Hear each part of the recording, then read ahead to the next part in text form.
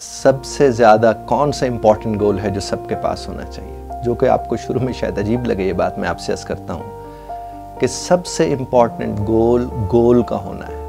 यानी आपका पहला गोल ये होना चाहिए कि आपका कोई ना कोई गोल हो, और इस गोल से मुराद आप मकसद समझना। मुझे एक बात ज़रा फरमा दीजिएगा, रब की तख्लीक बेमकसद हो सकती है? जी नहीं हो सकती। जब रब की तख्लीक बेमकसद नहीं हो सकती तो अब ये तख्लीक को सोचना है कि उसका मकसद क्या है। एक तो ज़ाहिर है इल्ला लियअबुदू वाली बात है कि बस इसलिए पैदा कर लिया गया कि वो इबादत करें रब कायनात की, और साथ ही रब की इबादत का मतलब क्या है कि आप एक्सप्लोर करें उन तमाम तर ब्यूटीज़ को जो रब कायनात ने आपको दी हैं। वो जो फला तदब्बरू फला तफक्करू, ये जो फ़िक्र का और तदब्बर का दर्स दिया गया है कुरान पाक में, वो इसीलिए है कि आप दरियाफ्त के रास्ते पर निकल खड़े हों। जब आप दरियाफ्त के रास्ते पर निकल खड़े होंगे तो आपको अंदाज़ा होगा कि आपकी तख्लीक का मकसद क्या था।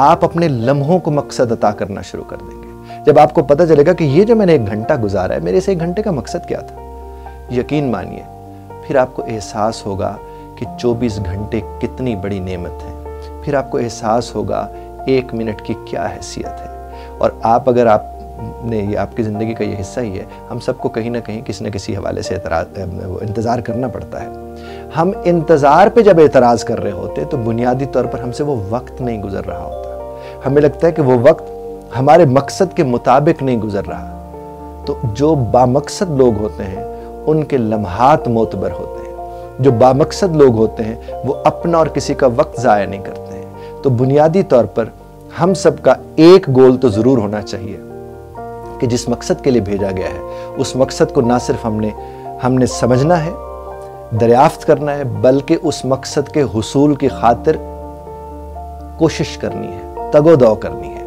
और जो उस मकसद के हुसूल के लिए आगे बढ़ता चला जाता है वो रब कायनात के करीब से करीब तर होता चला जाता है। रब तो हमारे करीब है ही है। जो उस मकसद के हुसूल की तरफ जाता है वो नबी करीम सल्लल्लाहु अलैहि वसल्लम की ज़ात मुबारक से मोहब्बत करता है।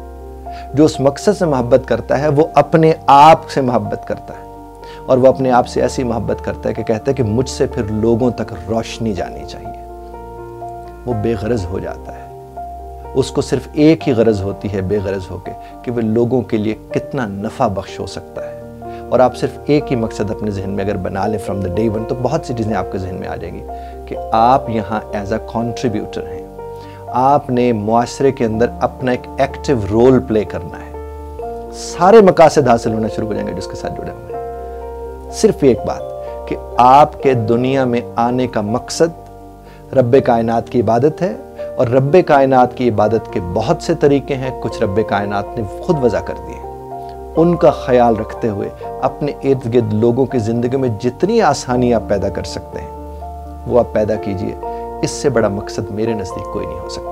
और आपकी ज़िंदगी का मकसद सिर्फ़ और सिर्फ मेरे हिसाब से यही होना चाहिए कि आपसे लोगों को नफ़ा पहुंच रहा है या नहीं पहुंच रहा है, और इसके लिए आपका साबिर होना बड़ा ज़रूरी है। अगर आप सब्र करेंगे, लोगों के लिए बेहतर सोचेंगे, लोगों के लिए बेहतर करेंगे, और अगर आपको उसका सिला ना मिले तो एक बात जहन में रखिएगा, अच्छा अमल करने की तौफीक सिला होता है, और वो सिला रब्बे कायनात से मिल चुका होता है। बहुत शुक्रिया सुनने का।